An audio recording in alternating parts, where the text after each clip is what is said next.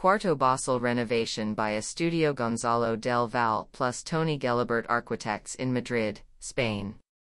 The residential building for the Marquis of Amurrio was built between 1925 and 1927 by the architect Gustavo Fernández Balbuena, founder and first director of the magazine Arquitectura in 1918, being one of the oldest active magazines in Europe.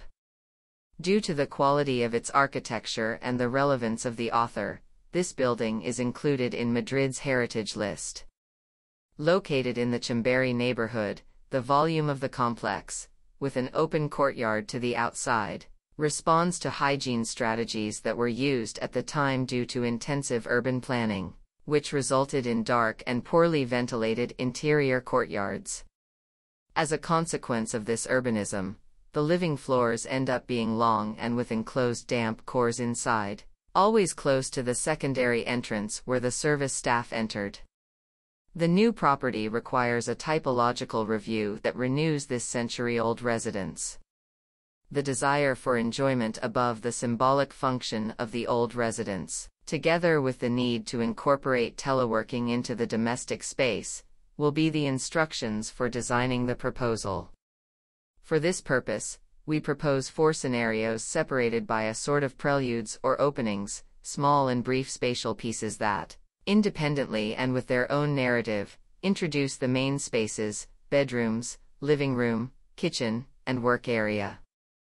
Each of these pieces has its own shape that adapts to the circulation needs and program of the residence. 2 flared geometry doorways give way to and frame the events of the living room and kitchen.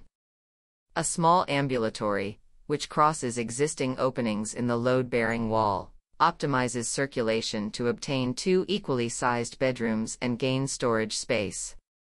And finally, a large table adapts its geometry to the existing space at the main entrance, transforming the entrance hall into a cabinet or studio.